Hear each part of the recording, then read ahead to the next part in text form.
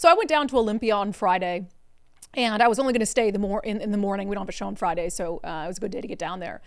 And then there were some bills coming up on the floor of the Senate and the floor of the House, and I thought, well, I'll stay to watch the debate on these. And one of them was Senate Bill 5041. We've discussed it on the show before.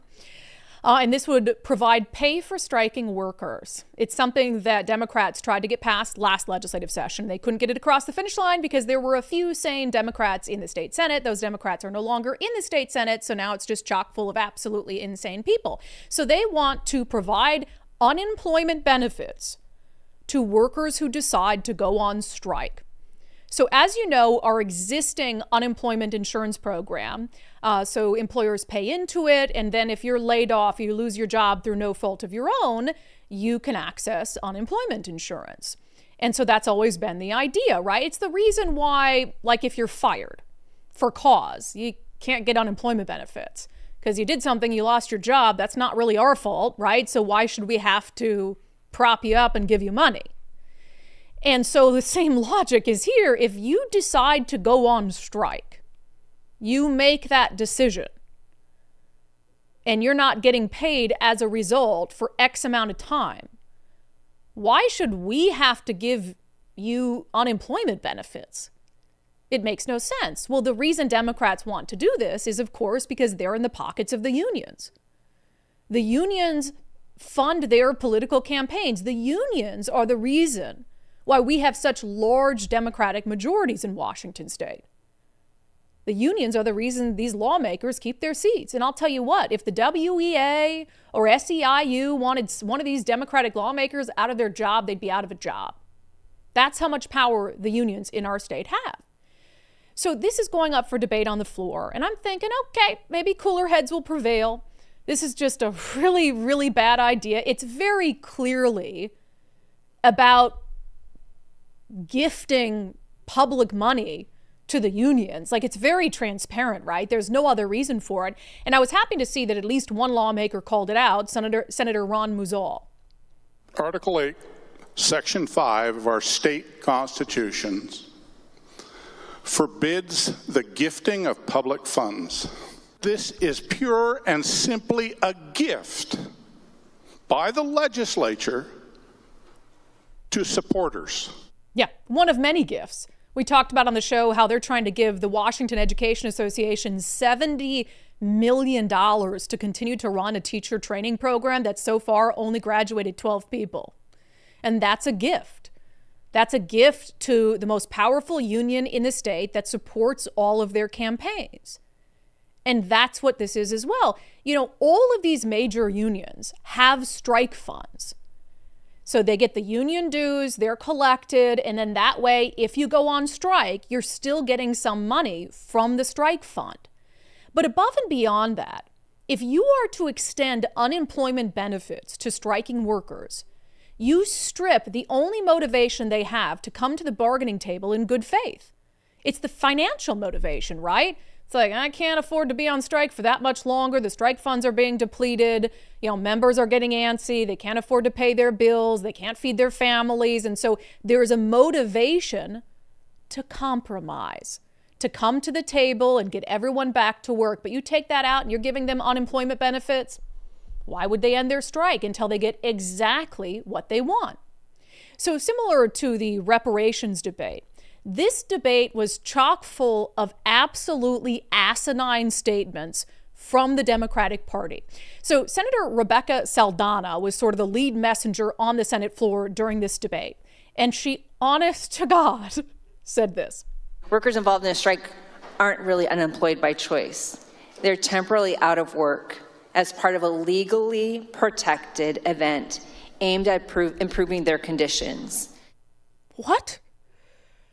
She says that workers who are on strike aren't unemployed by choice. God, I could swear, I'm not a member of a union, but I swear that union members have to vote to go on strike. Do they not?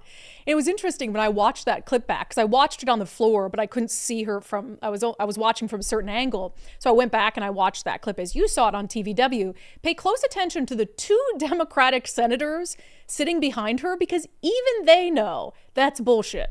Workers involved in a strike aren't really unemployed by choice. They're temporarily out of work as part of a legally protected event aimed at improving their conditions. They know it's absolutely nutty to say that workers don't go on strike by choice. They go on strike by the definition of choice. It's like democracy prevails and they vote on it. So that was just crazy. She also made this, because I think one of the things that is going to happen, because they're going to pass this, the question is Bob Ferguson going to sign it? So what's going to happen is all the school districts will go on strike. You watch July, August, into the school year in September. The teachers are going to go on strike. If we thought they went on strike too much already, which, by the way, under state law, they shouldn't even be going on strike, but they do anyway. Now they're getting unemployment benefits. The teachers are absolutely going to strike for this next school year if this goes through. And that was sort of one of the arguments that Republicans are making is, this is going to hurt kids. You're going to have more strikes, et cetera. And Senator Saldana also offered up this gem. There's no demonstrable impact that we have been able to find with data that shows any change on reading or math achievement, either in the year a strike is done or 5 years after a strike. Yeah, she honest to God says that, teachers striking doesn't hurt kids learning. We have no data that proves that. Yeah, but we have a brain, right? We have common sense. If kids aren't in the classroom, they're not learning anything. If teachers are on strike for an extended period of time, then kids are going to fall behind. And if they're not falling behind, that tells me you're not actually teaching them anything. And so why are they in the schools anyway? We don't need data to tell us that. It's just common sense. If kids aren't going to class, if they're not learning anything, if they're not going through their lessons, then yes, a teacher strike hurts the learning of kids. But she's just, of course, we have no data that shows that. It's insane. So she was just wowing me on the floor with the way her mind works. So again, I think Republicans realized pretty early on, we're not going to be able to stop this. So let's offer some amendments to try to fix some clear flaws in the bill, right? And one of them is the fact that in this bill, again, Senate Bill 5041, these striking workers who are going to be collecting unemployment benefits, they will not be required to prove that during that time they're collecting unemployment benefits, they're looking for work, which is, of course, weird because everyone else who collects unemployment benefits has to show the state to continue to collect those benefits that they are out there, that they're applying for jobs, that they're going to job interviews. So Senator Curtis King introduced an amendment to add some parity there. Under our unemployment, we have the unemployed individual has to be able and available and actively seeking suitable work. What this amendment would do is say that if you are a striking worker and you're getting paid unemployment, that you still have to meet that standard. Right? That sounds fair. Democrats rejected it. Think about that for a second, okay? Think about that. You get laid off from your job, no fault of your own. You worked hard, company went under, whatever it is. You get laid off from your job. So you're going to access the unemployment insurance fund, which is what it's there for, which is why your employer that laid you off had paid into it, so that you have a little bit of buffer, a little bit of a soft landing, lost your job through no fault of your own. I'm sure many of you have been there.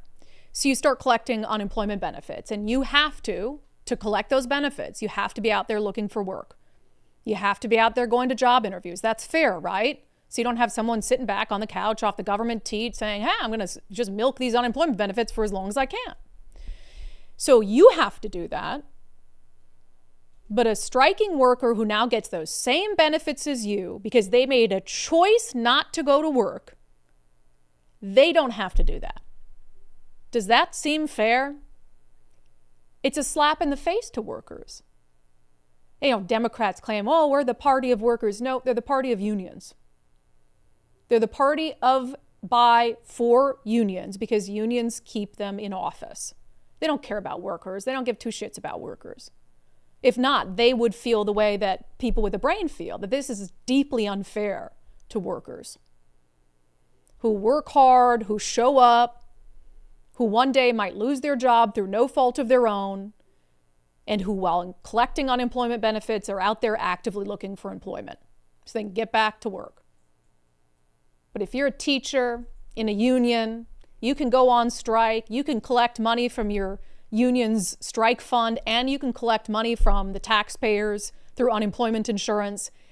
And you can sit your happy ass at home as long as you'd like, screwing over kids, screwing over parents who have to pay for childcare, because there's no incentive in the world anymore for you to come to the bargaining table and get back to work. So let's do away with this lie that Democrats sell, that they are the party of workers. No, they're the party of whoever it is that will donate to their campaigns and keep them in office. And it's very clear. Now, I don't know if Bob Ferguson's going to veto this. I hope he does. I just don't see it.